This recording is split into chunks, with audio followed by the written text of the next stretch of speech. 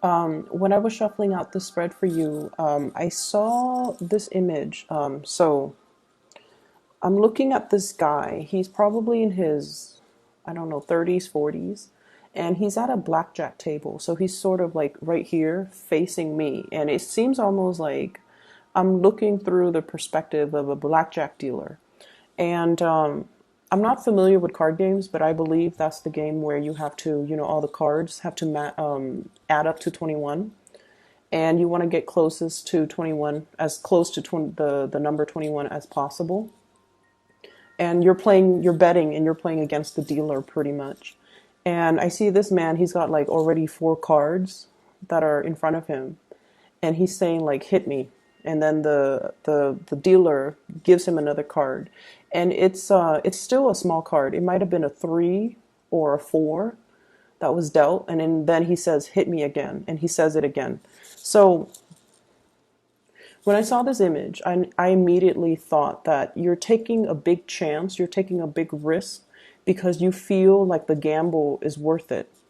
It's almost like you're calling somebody's bluff, or you are doing something where there are a lot of risk involved, but there's also a huge payout involved as well. So you're kind of weighing out, these options. Like, if I don't do it, I've got I would have gained nothing. But if I do it, there might be a little bit of a loss if I lose, but I could win really, really big if I do it. So if I take this risk, it will really pay out for me. So that's what it feels like. But the weird thing is, I didn't see any chips on the table. I didn't see any type of money being exchanged. So I don't feel like this is a monetary risk. I just don't get that element. But for some of you, it very well could be a risky, like a financially risky endeavor that you're undertaking. But I just feel like this is something a little bit more from the heart, which is, a gamble on relationships, a gamble on love, a gamble on something that you feel deep down. It's almost like calling somebody else's bluff. Okay. So when I translate that message into the cards, some of the things that I'm picking up here is there's definitely communication between you and another person. And I feel like the communication has to be very, very, very well thought out. And the communication has to be very tact. So it's almost like you're sitting there trying to communicate with another person. And I almost feel like this element, you guys are naturally very cautious to begin with. And I literally see like somebody typing an email or texting and spending a lot of time making sure that the wording is just perfect. Spending a lot of time making sure that, everything is spelled out correctly, everything is grammatically correct, that there are correct punctuations, there are correct numbers and figures and things like that. So there is something that you're doing very meticulously, that you're doing with the utmost care because somebody else is going to review it or somebody else is going to read it. So I feel almost like this element about, wanting to communicate with somebody, measuring your words, weighing out the word choice, weighing out what you're going to say, and being extra careful about how you come across and how the other person is going to receive your message. It's almost like wondering, is this the right tone that I should use? Is this the right way in which I should communicate? Am I getting my point across? So you're really reassessing this piece of communication that you're sending off to somebody. And what I feel here, we do have, let me see, we do have two people that you're dealing heavily with for this week. I have here the King of Swords. So this is an air sign, Aquarius, Gemini, and Libra. And then I have the Queen of Cups, Pisces, Cancer, Scorpio. So these two figures will be very, very prominent in your life for this week at least. And what I feel is there is somebody that is they come across almost like they're always analyzing things. They might tend to overanalyze, and they might, they're very intelligent, but I almost feel like they're a little bit more on the pessimistic end, okay? They're sort of like, oh, it's not going to work out. We should have a plan B. So in a way, they're very cautious as well, but I feel like they err a little bit more on the pessimistic end. And so they don't really do anything rushing right in. They're not impulsive. They take their time whenever they're confronted with a problem, whenever they're confronted with a crossroads, or whenever they communicate. So I feel like they're very measured, very methodical, and extremely, extremely like analytical. And they could read something and analyze it to death, or they could like look at one situation and come up with like multiple scenarios where things can potentially play out, or where things can potentially go right, or where things can potentially go wrong. So I feel like this is almost like a strategist. It's somebody that has a lot of insights, a lot of foresight, and also they plan for every possible scenario. And so when you're dealing with this person, I feel almost like they're giving you a lot of different scenarios for you to mull over, for you to analyze. And I feel like in a way, dealing with them can be very refreshing for you, because I feel like a lot of the times you guys do, get really stuck. It's almost like that tunnel vision. You want to have things a certain way, and especially when you have an emotional pull towards something, it's almost like you trust your intuition so much that you're like, nothing can go wrong. My intuition is really pulling me in this direction. So I feel like that's where I'm meant to go. Okay, and this is you going for something. This is the Knight of Cups, and I feel like this is more your energy going passionately towards something, seeing something that you like. It triggers your senses, and you're just like, that's it. My intuition, my heart is telling me to go this way. There's nothing here that indicates otherwise, so I'm going to go for it. But I feel like this person is telling you, yeah, but if you do this, there are all these other things that you have to consider. And I almost feel like you deal with things that are in front of you, whereas this person deals with things almost from like a bird's eye view. They're looking at the totality of a situation. And they're like, well, if you take that route, further down the line, there's going to be some blockages. Whereas if you take this route, it's a little bit more circuitous. It's not as straightforward, but you can circumvent this potential pitfall. So you're dealing with somebody who is like that. And that's why your communication has to be very, very methodical and very measured. I feel for some of you, this is almost like a person that you're trying to please. Okay. So when I say that, I feel like, you care about this person. You're emotionally, there's some type of an emotional investment here. Because honestly, when you don't care about somebody, you don't care you don't care about their opinions, and you don't care how they perceive you. You just don't care. But I feel like you do care, and that's why you do things in such a measured way, because you want to please this person, and you want to, it's almost like you respect them. And so their opinions matters a lot to you. Their advice, their counsel, their opinions, whatever they say, it matters a lot to you. So that's what I'm seeing here. And if it's communication you're waiting on, it's going to take some time. If it's communication that you're waiting on from this person, I feel like it has to take some time. And I'm almost feeling, so the senses, okay, the senses. It's like someone who's, this might be a separate message altogether. There is somebody that is really pulling or really appealing to your senses. So they could be, very aesthetically pleasing to look at. Okay, so like you might be attracted to them, but I feel like it's a lot more than that. There's something about them that's very unique. And I feel almost like there's something about them that is very nurturing, that is very pure and innocent. And this is what I'm drawn to. This Two of Cups. It's somebody that is not afraid to be vulnerable. It's somebody who's, she's completely naked and she's okay with it. And it's almost somebody who's like very, it's like a naturalist, somebody who enjoys the simple things in life. They're not bogged down with status, money, power, prestige. They don't really care about those things. They have more of a heartfelt energy with them. They like simplicity. They like minimalism. They just, whatever the normal average person values, this person isn't like that. And so in a way, they're really unique. They're quite independent and they're quite fearless. And I feel like that's why you're really drawn to this person. Um, I almost feel like this person, their attention is kind of focused elsewhere. That's what it feels like to me. It's like you're charging straight forward to this connection. And I feel almost like their attention is elsewhere.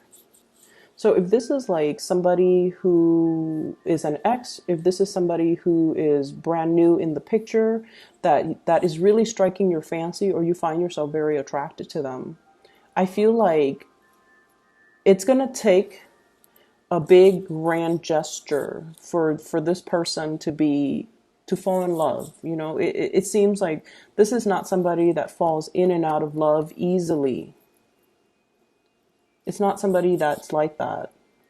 And so it takes somebody pretty spectacular. It takes something spectacular to really capture this person. And every time I see birds or I see imagery with wings, it's somebody who might be flighty, or somebody who might be fickle, or somebody who is kind of afraid of commitment.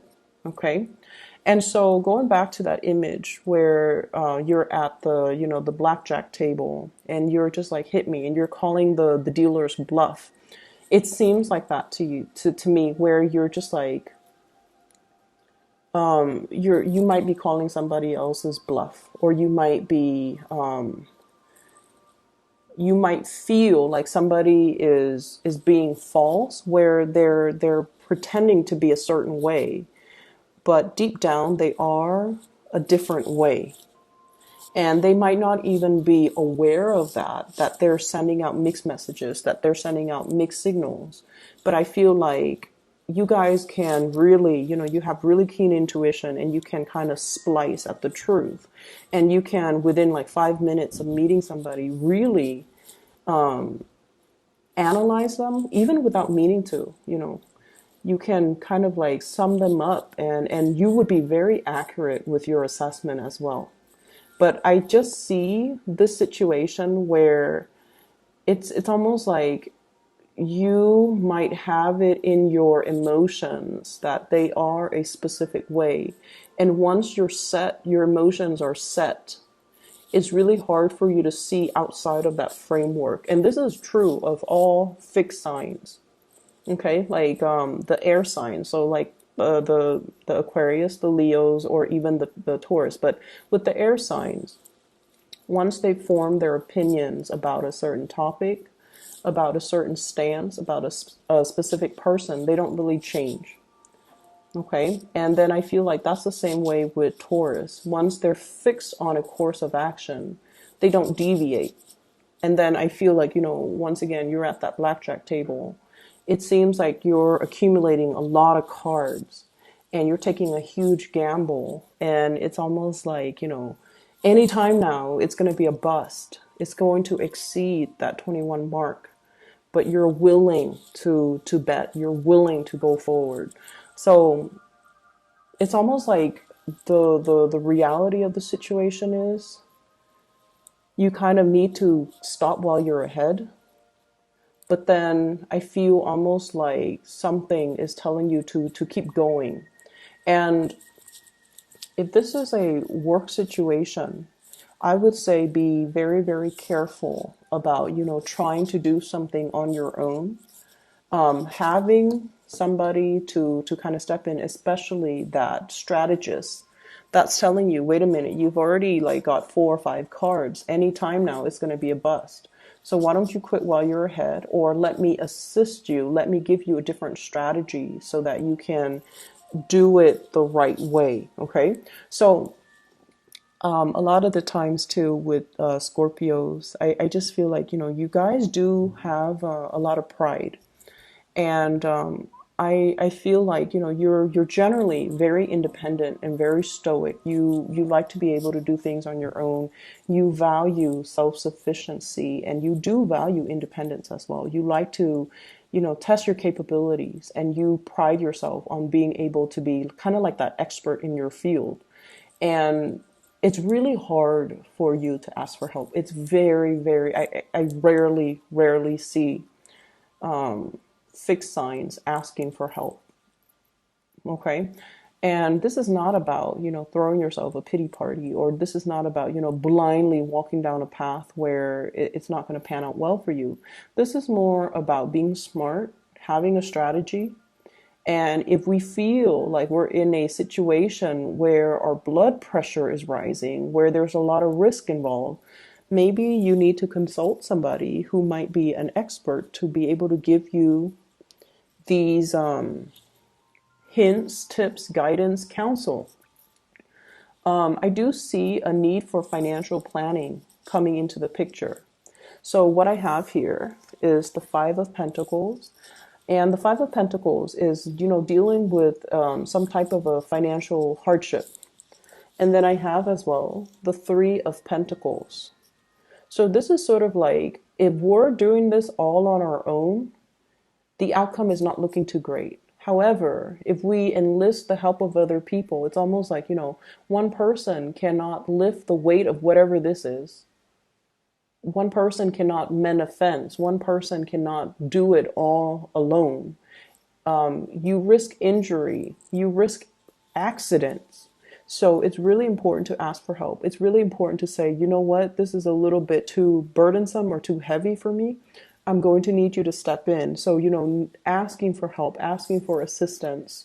And it could just be a helping hand. It could be financial assistance.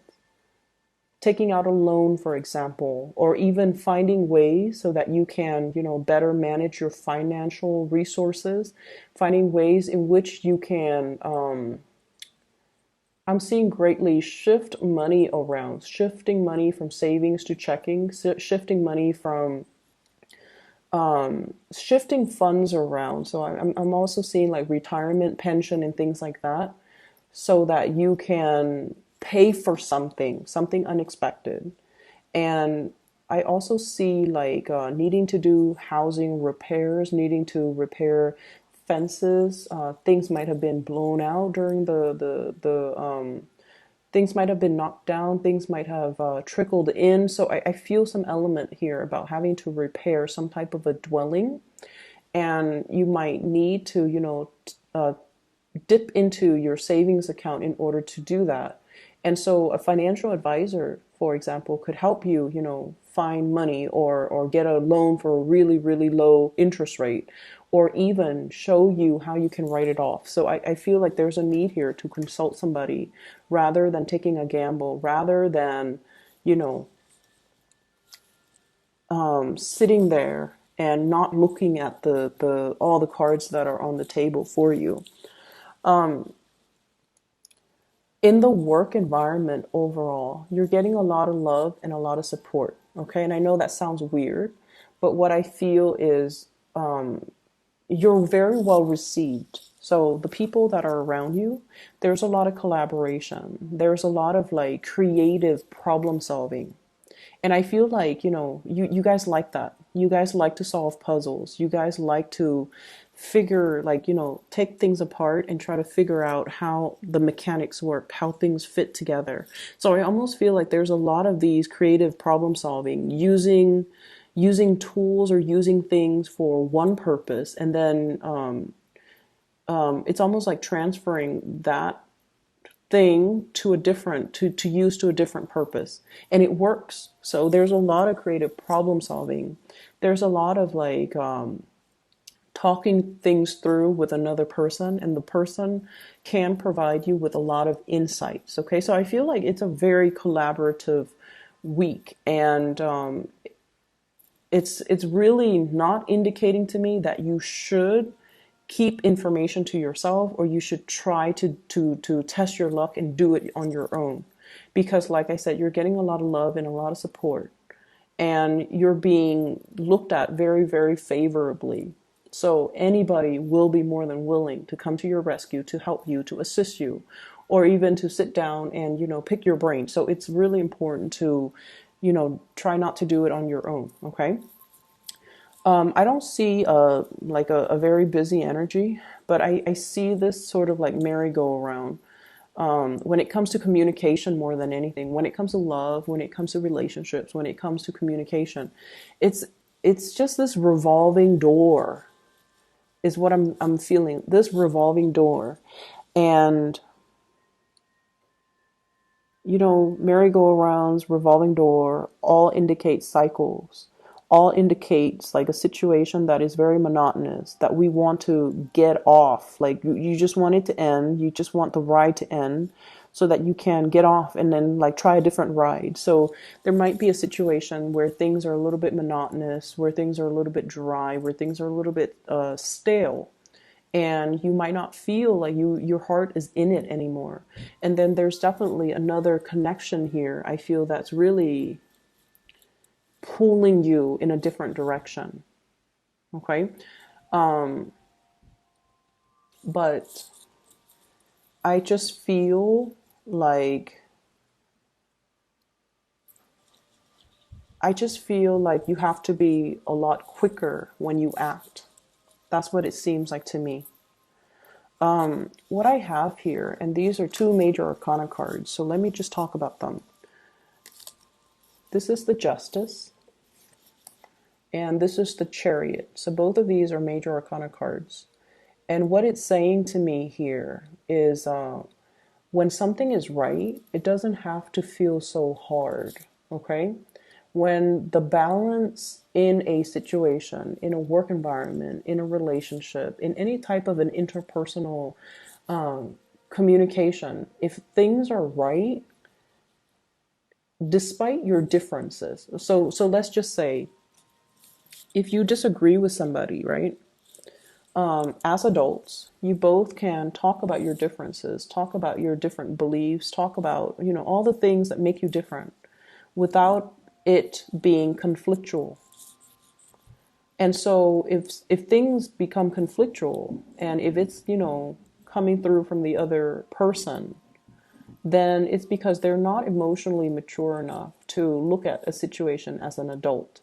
So if you disagree with something that they believe in, and then they take it as a personal attack on their belief system or on them, then it basically means they're not able to detach their ego from, their beliefs. And so you might need to kind of look at the maturity level of the person that you're with and try to assess whether or not they're on your same wavelength, okay?